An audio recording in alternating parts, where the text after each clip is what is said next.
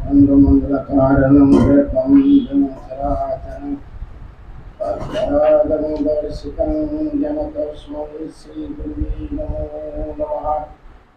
गुरुर्ब्रह्मा गुरुर्विष्णु गुरुर्देवो महेश्वराय श्रीगुरुवे ब्रह्मा तस्मै श्रीगुरुवे नमो।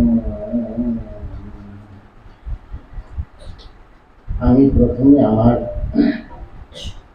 গুরুদেব শান্তিকালের শ্রী সেগুলো আমার প্রতি প্রণাম এবং আমাদের ত্রিপুরা রাজ্যের ত্রিপুরা সুন্দরী মা শ্রী চরণে আমার প্রণাম। আজকে আমাদের গোমতী জেলায় প্রাথমিক শিক্ষা কেন্দ্রে আমাদের রাষ্ট্রীয় স্বয়ংসেবক থেকে আগত আমাদের গোমতী জেলার সমস্ত কর্মকর্তা এবং শিক্ষার্থীকে আমার আশ্রমের পক্ষ থেকে অশেষ ধন্যবাদ জ্ঞাপন করি। 7 দিন ব্যাপী এখানে যে শিক্ষার জন্য আমাদের রাষ্ট্রীয় স্বয়ংসেবকের নীতিকে শিক্ষা করার জন্য এখানে যে অনুষ্ঠান আজকে শেষের দিন, গতকালকেও আমি আগে গেছি, তোমরা সবাই সেবা করতেছি।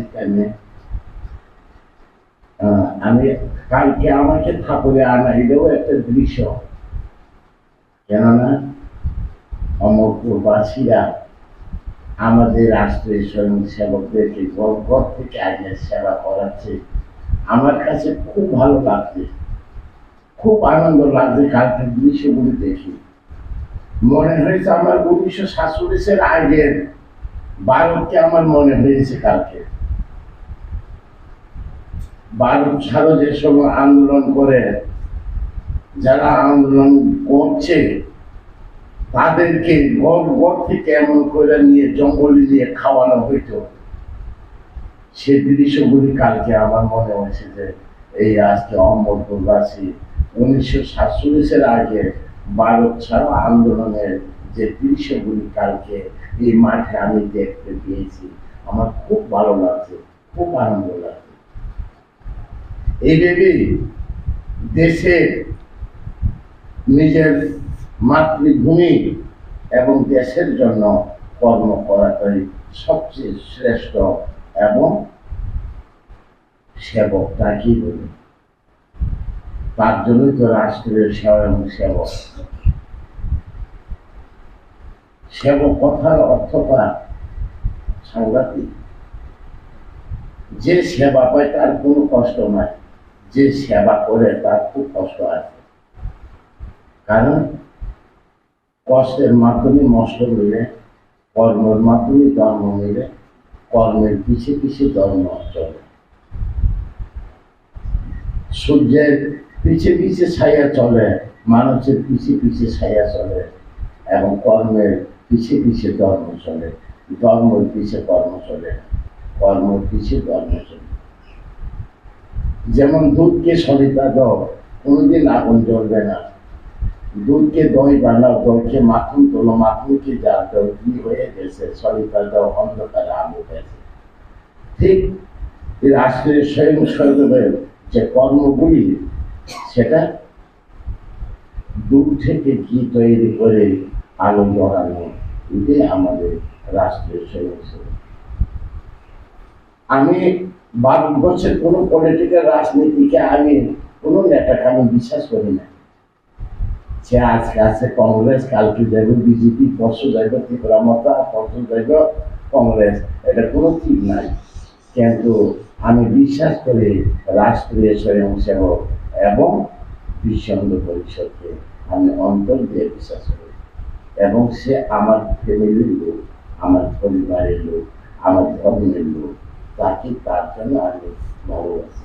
আজকে গরমে কালকে আয়ে গেছি আমি সজেরও বেশি বানানা ইয়েতে দৌড়াদৌড়িতে, মানে শুধু তোমাদের প্রেম ভালোবাসা আজকে আমাকে আবার তাই নিয়ে আছে।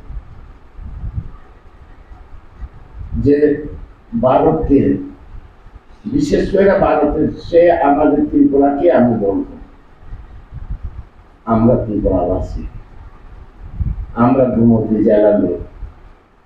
আমাদের গোমতী জেলার মধ্যে কেন আমাদের হিন্দু সনাতন ধর্ম অবলম্বনকারীরা ধর্মান্তর হয়ে যাইতেছে, এগুলি নিয়েও আমরা বিশেষ ভাবনা এবং তার প্রতি দৃষ্টি রাখার আমাদের একান্ত প্রয়োজন।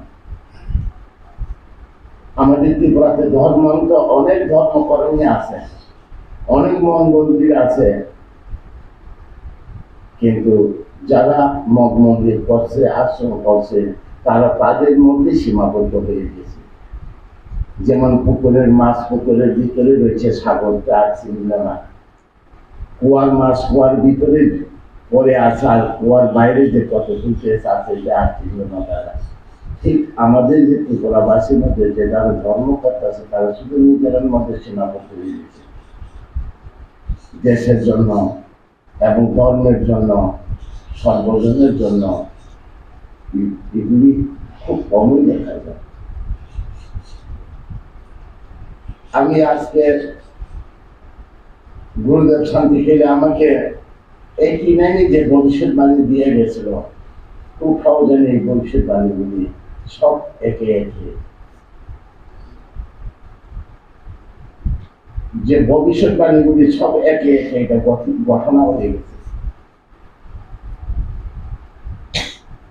রাষ্ট্রের সেগুলি আমাদের মোহন ভাগবতজি কোনোদিন কোনো জায়গায় গিয়ে মন্দির উদ্যাপন করছে না। 2001 1 জানুয়ারিতে ওনার সঙ্গে আমার পরিচিত, বিশ্বহিন্দু পরিচিত অসিত সেবল নিয়ে আমাকে পরিচয় করেছে। সে সময় থেকে ওনার সঙ্গে আমার খুব ভালো পরিচয়। আমি একবার শুধু ওনাকে বলছি, আমার শান্তি পেলে আশ্রম মন্দির উদ্ঘাটন আপনার হাতে করাইব, আপনি আসতে হবে। ওনা আমার এক কথার এক অনুরোধে উনি রাজি হয়ে গেছেন। এই শান্তি পেলে আশ্রম মন্দির মোহন ভাগবতের হাতে প্রথম ওনার জীবনে মন্দির উদ্ঘাটন করে এই শান্তি পেলে আশ্রম ত্রিপুরা রাজ্যে। 2018-তে না 17-18 ত্রিপুরা থেকে ফার্স্ট নাক উড়ে উনি আমাকে নিমন্ত্রণ করে নিয়েছেন প্রথম বর্গের। কেননা আমি অন্তর দিয়ে ভালোবাসি যাকে, তা আমাকে নিয়ে যায়। আর এতদিন তোমরা কষ্ট করে এখানের মধ্যে 7 দিন দেখি একই ফ্যামিলি একই পরিবারের লোক মনে করে এখানে আসে। ভবিষ্যতে যাতে ত্রিপুরাবাসী না ভারতবাসীকে আমরা এইভাবে যাতে নিয়ে যাইতাম পারি, ওদিকে দৃষ্টি রেখে অগ্রসর হয়। বিশেষ করে রাষ্ট্রীয় স্বয়ংসেবকের মাহাত্ম্য আমাদের জনজাতির মধ্যে খুব কমই জানে, আমাদের জনজাতির মধ্যে খুব কমই জানে। নিজ ধর্ম ত্যাগ করে অন্য ধর্ম অবলম্বন করার জন্য তারা মানুষের কাছে কিছু মন্ত্রণ না করে তারা দিকে চলে যায়। তাকে বোঝানোর প্রয়োজন আছে, তাদেরকে নিজ ধর্ম দেখানোর প্রয়োজন আছে, এবং ভারত কি আমাদের এটাও তাদেরকে বোঝানোর প্রয়োজন আছে। এটা আমাদের রাষ্ট্রের স্বয়ংসেবকের দ্বারাই এটা সম্ভব হবে। এটা আমাদের রাষ্ট্রের স্বয়ংসেবকের দ্বারাই সম্ভব হবে। এই জিনিসগুলি, এই ধর্মান্তর যে হয়েছে তাদের জন্য যারা রাষ্ট্রের স্বয়ংসেবকের যে নীতি এবং আমাদের যেটা প্রয়োজনীয় এগুলি যারা জানছে না, তাদের কাছে পৌঁছাইয়ে দেওয়ার কর্তব্য আমাদের। যেটা